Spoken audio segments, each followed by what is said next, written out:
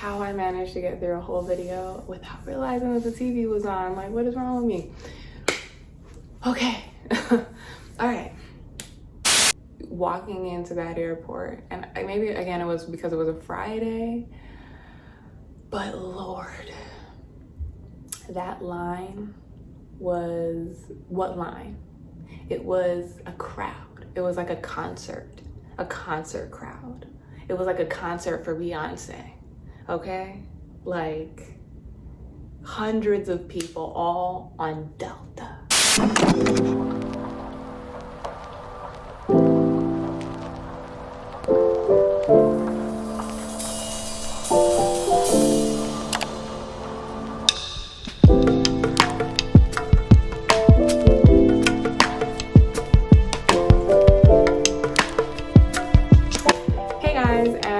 My channel. My name is Taylor Elan and I am a visual artist, content creator, and small business owner. As you can see, this is a bit of a new setting, and if you haven't seen my previous videos, I am currently in Nanterre, France, which is just a little bit outside of Paris. I am here for a week stay, but if we're being honest, I'm thinking about extending it. I don't know. So I am originally from New York, US of A. Coming to France, prior to COVID, I did come back and forth pretty often. And I spent like very short stays, like overnights and things, in other countries, London, Amsterdam, Germany. But I would say that I've been the most, like I've done the longest stays, like weeks at a time, here in France. I have stayed in Poissy, I've stayed here in Nanterre, I've stayed in the center of Paris, and traveled, you know, around surrounding points, and so it is a place that I enjoy coming to. It's a place that I feel relaxed and a little bit of a home away from home. And so with COVID and quarantine, I have not been able to do that in over a year and a half. You know, there were points where I felt like maybe I wasn't gonna get back here again, and yeah, that sucked. But yeah, so now here we are. As soon as France reopened, I was like checking regularly, and I saw, okay, they're opening back up June, like June 9th, and you know, all of these restrictions were going into play, but I do like, well, somehow I want to get there and just reset, because I did feel like I was missing it a lot of it. And so I wanted to give it a little bit of time for everything to get situated. I scheduled my flight for beginning of July. With that being said, leading up to it, I was so nervous about something going wrong as far as testing, vaccination, paperwork, maybe shutting down again. There were so many unknown factors at first, like color coding was being added, you know, via travel restriction, all these different things. And I also knew that there would be a rush of people, that were also, you know, missing loved ones, and you know, that had to get back and finish things up. So I knew that there would be a rush, and so yeah, so I wasn't really posting just because I had this crazy, I mean, not posting, but recording my process leading up to that, even though people were telling me that I should, because I had this fear that I was like, that something bad was gonna happen and I wasn't gonna make it, and I was gonna be like catastrophically disappointed. And so I kept putting it off.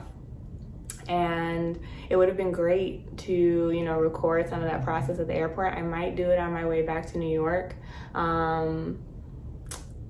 But yeah, it was crazy. It was actually crazy, which is also why I didn't record, because everything was so fast and like a bit overwhelming that I was just like, I was not about to whip out my camera. And somebody's iPad actually got stolen on the customs line, the baggage check. We'll get into it. So basically, to start off, I get to JFK. And well, actually, before I even get to JFK, it was like, again, I was so nervous. Everything that could go wrong seemed like it was going wrong leading up to my flight. I had gotten vaccinated, not just because of my flight, but also just my where I work had just new policies came out and they were like, no mask, and you don't have to wear a mask, and you don't have to wear a mask, and you don't have to wear a mask. And you know, I just did not feel comfortable going home away from that. And I also had a fear that, bruh, I was not about to mess around and have these people jack up my vacation with their recklessness. So I was like, nah, son, I'm getting vaccinated. So yeah, so leading up to that, I got vaccinated, but then like my tests were like super spread apart. So I was worried if I was even gonna get the second dose in time for my trip. And then I saw online, it was like, oh, well, you have to be vaccinated at least like 14 days in advance. And I'm like, that's not about to happen. And then I was like, okay, well, you know, just in case, let me get tested. And so then I got tested, but then when I called the airport to ask questions, which was dumb, I don't know what I was thinking. They were like, oh, well, that's like 73 hours before your flight. That's not the 72 recommended hours. And I'm like, really though? So that made me even more paranoid. So I was like, you know what? I'm gonna get a second test right before I go, like the day before I fly out. So I got tested the Thursday before I had to fly. And I was supposed to fly out on Friday. So, and I knew I would get the test fast. That wasn't really a concern of mine. But fast forward to that day, I don't know why I agreed to go into work. I'm a little bitter about it. That's like a whole different story. That's also why I'm kind of thinking of extending my trip a little bit, because I feel like I definitely need more time. I need more time. But yeah, so I went into work that morning because I just wanted to touch base with one of the staff members that was going to be filling in for me while I was away, and just run through some things real quick. I don't know what I was thinking, because Friday mornings there are very hectic and I can barely get anything in line with my job description done on Friday mornings, because like there's so many other moving parts happening that I don't know I don't know what I was thinking. I should have just let her fly. But it's fine, because we can't go back. So pretty much after work, like I actually ended up, I said I was gonna leave at 12:30. I was like, nah, I'm feeling restless, I'm leaving. It was 11:15 or like 11:30. So I head out, I stop at a store very close to my job, pick up a couple more things for my flight. And I had waited until the very last second to get my nails done, because again, where I work, it can be like hard on the hands sometimes. And I didn't want to run the risk of breaking a nail before I even got to the airport. And so I waited until Friday afternoon. And I'm like, oh, I got time. My flight's not until 6:30. I don't have to be at the airport until like 4. we're good. You know, some people arrive 3 hours. I'm like a 2.5 kind of person, and it's always worked for me.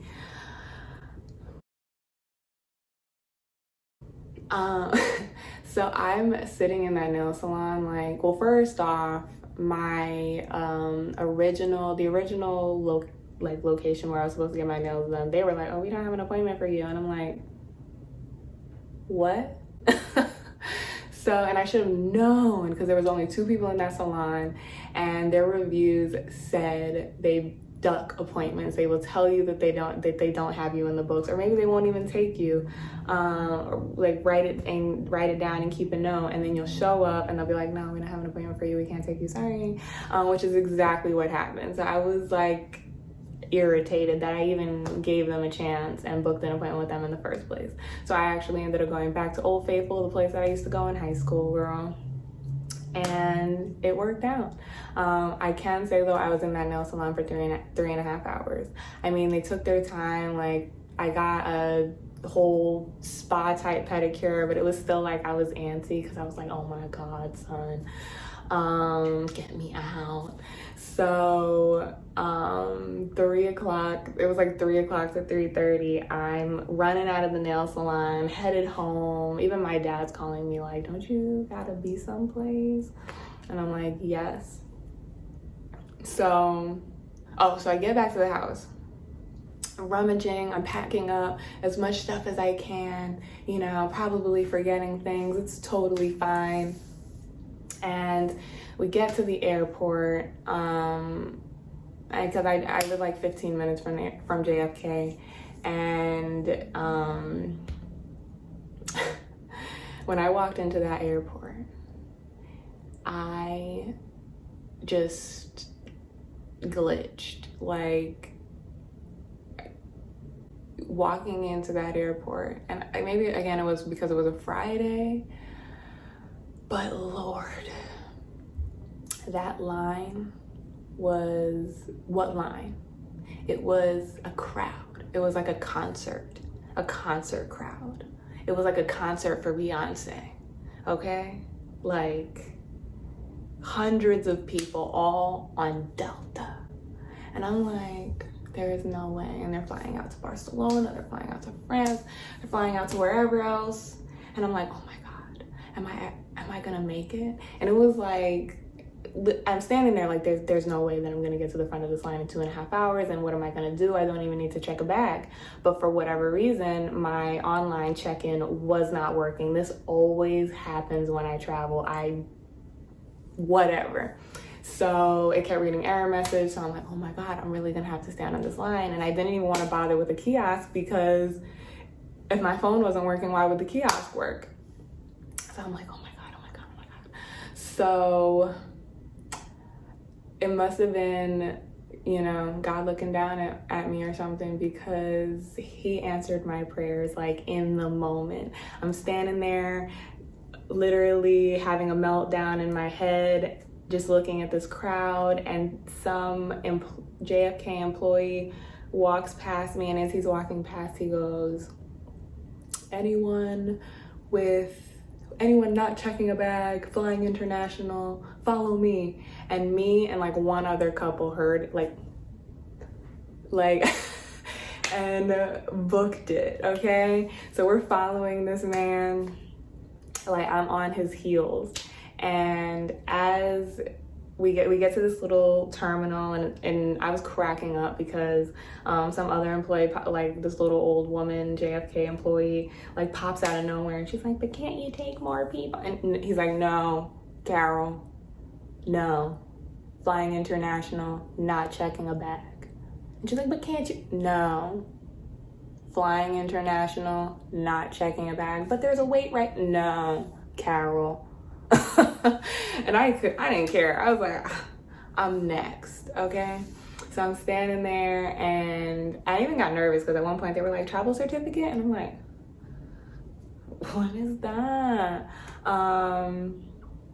But yeah, apparently like they radioed to somebody. That person was like, oh no, she doesn't need it. And I'm like, so yeah, I ended up checking in literally within like 15 minutes, which is unheard of in general if you've ever been to JFK. So that whole situation was like, whoa.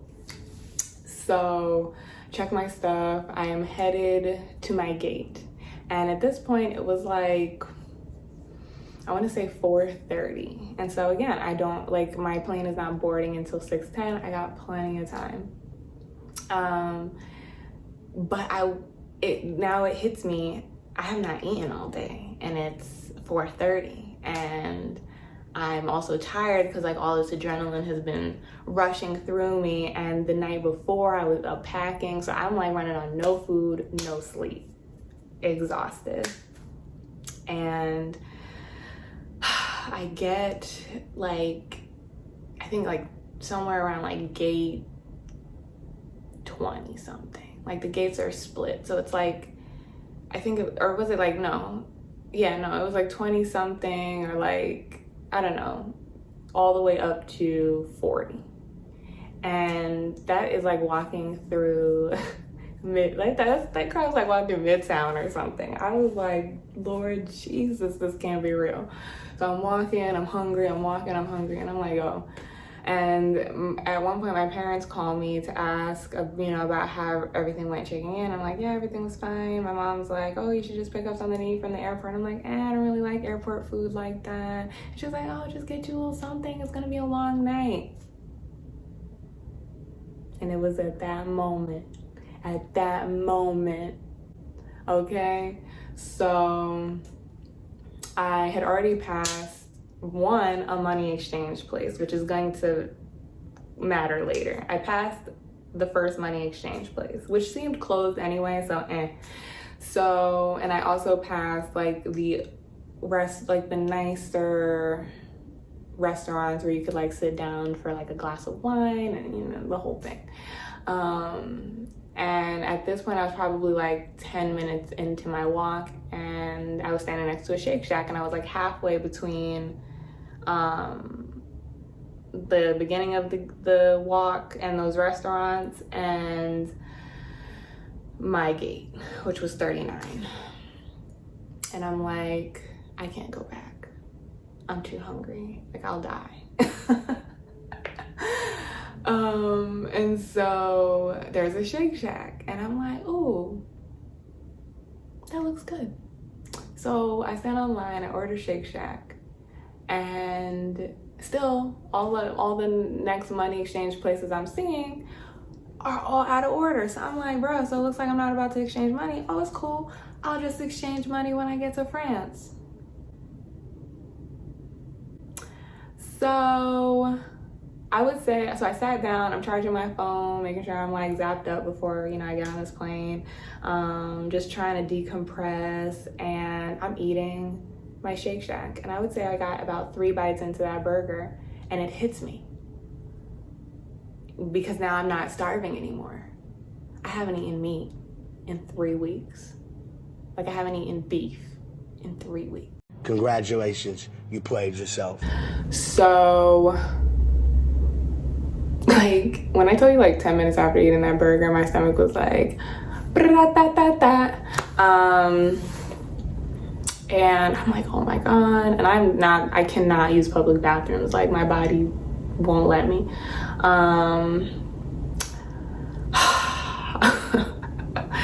So I just didn't even finish that burger, and I ate the fries.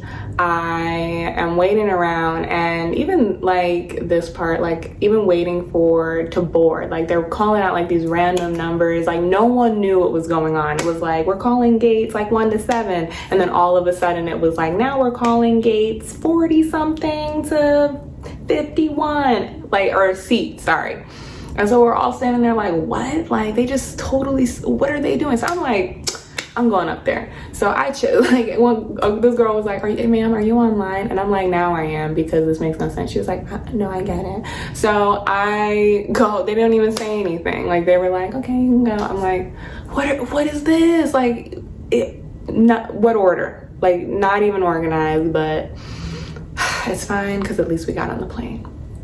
But again, this is like all of why I was so freaking nervous. So like on the plane, I would say, so like we even left an hour late, which drove me crazy because we left late because of airline traffic. So we were waiting on other flights in front of us to take off. And then I would say 30 minutes after taking off, someone's toddler starts screaming to the top of their lungs.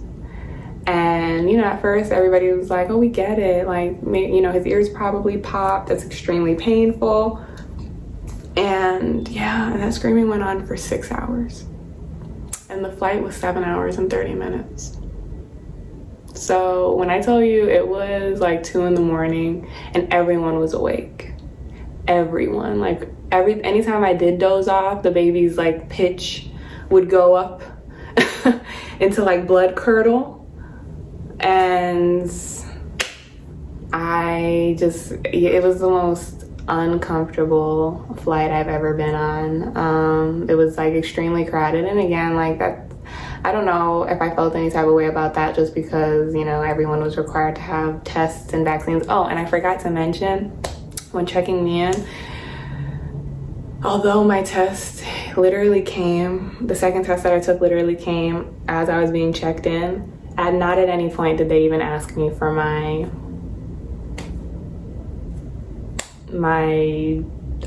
test result because of the vaccination card that I had, and the 14-day thing wasn't a thing. So that part. And so yeah, so it's going into that flight, baby, like a movie, like the worst. Like, I'm sure there's some other video out there on YouTube, like my worst flight ever, and there was probably a baby crying. Like, it was crazy. It was infuriating, even though it was like you're trying not to be angry because it's a child, and you know, but everyone was like, yo, though. So then landing from there, and sorry guys if this is a long video, but Lord, I'm probably gonna break it down into just the flight by itself, and then we can go like other things that happened after that, but in like separate videos or something, because of Lord. But yeah, so I ended up getting, like, we get off the flight, and even that, like, we were standing there just chilling, and at one point I was trying not to be impatient even with the girl sitting next to me, because like everyone's getting off boarding, and this girl was literally just like twiddling her thumbs, looking on her phone, checking for messages, and I'm looking at her and I'm looking at the people passing, and I'm like, sis, excuse me, I need you to move. Like, and she looked up at me, and I think for a second she was like actually gonna combat me on this, and was like, thought better of it, and was like, I should get up too. Like, we've been sitting on this plane for almost 8 hours. Like, anywho. So get to, like, so now we take a shuttle to Charles de Gaulle. We're in Charles de Gaulle, and now there's this huge crowd, again, not moving, and I didn't even think it was possible, but this crowd was worse than the JFK crowd, because this time it wasn't just like 3 or 4 flights, it was on Delta, it was 3 or 4 flights on Delta, and then Kenyan Airlines, and the Emirates, and like every other airline you could think of, like. And so the crowd was like Beyonce featuring Destiny's Child, like just Destiny's Child reunion. Like, the crowd was like, like huge. And I'm like, again, having this moment of like, oh my God, looking at the time, like, and my friend that was picking me up in the airport, I knew I had to be at a wedding in like 2 hours or 2.5 hours. I'm like, oh my God, here we go again. So panic. So I'm just like, oh my God, oh my God, oh my God. All this is going through my head, and this lady starts freaking out behind me, screaming to the top of her lungs, this bullshit. And she's like, there's no order. And I'm looking like, lady, we're all in this little boat and there's hundreds of us, okay? And it was funny because there's this couple next to me and they're like, loud Americans. And sis starts going off and I'm like, her accent is not American. And she starts going off in French as soon as the stewardess walks over to ask her if she's okay. Because she wasn't American, she was French. So that stereotype of like, oh, obnoxious loud Americans, we're all obnoxious up in here, okay? Like, I hate that stereotype, especially since like, I mean, are Americans loud and obnoxious? Absolutely. Can the French be loud and obnoxious? I'm sure they can. So the moment that like she started going off and whipped out her burgundy passport, I looked at that couple like, silence. So with all of her raging and screaming, my mom used to say the squeaky wheel gets the grease, because she was like, I'm not gonna take this. And she storms to the front of the line. And who do you think stopped her? Nobody. So she made it to the front before all of us. So my friend's messaging me like, where are you? You know, like, how long do you think? And I'm like, this line is crazy. And again, it didn't occur to me to like just record, but it's okay. You can take my word for it. So yeah, I ended up making it to the line pretty quickly. They actually made a separate line for France has this regulation of like color-coded countries, and the US has since moved to the green with decreased COVID numbers, and some other European countries as well, England, whoever else.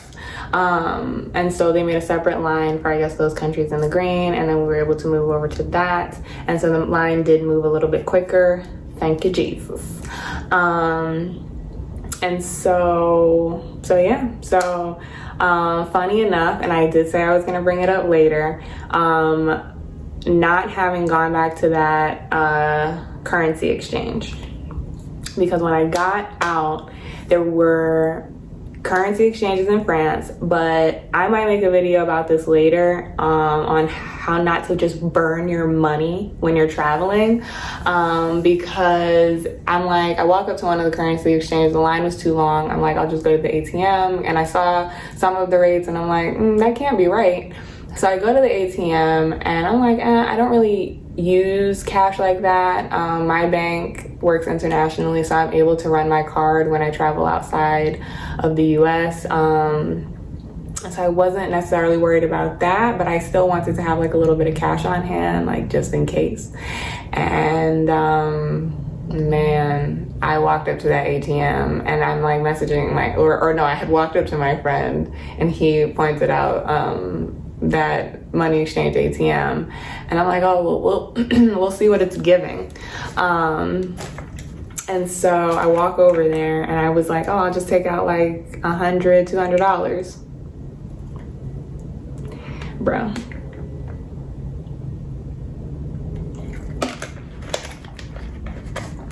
Sorry. Parched. The fee for that was like $100 something. Like the exchange rate was like $150, which added up to like $300 something. And then with the currency jump or something, it was almost $500, and I'm confused. I was so confused. And on top of that, it didn't give you the option in English. So imagine you're at an airport traveling and you don't really speak the language. Like, I was able to read and decipher some of it, so I knew that some of it was extra fees and stuff. But imagine like you don't speak a lick of the language and you know, you feel like you have to exchange money. Maybe it's your first time traveling, your second time traveling even, and you feel like you have to exchange money because maybe your car's not going to work or it's going to get shut, like who knows. I feel like a lot of people probably, like, because that line was long to exchange money. So all those people were paying those high fees. I walked away from that thing like, hell no, my money won't go. I'm not about to pay that. And I've been here for almost a week now, and I haven't had any problems, haven't had to use money, and I didn't need to burn through almost $300 at the start. I just use my card and my bank automatically converts it to euros. So if you have a problem, then change your bank, and I'm sorry for you.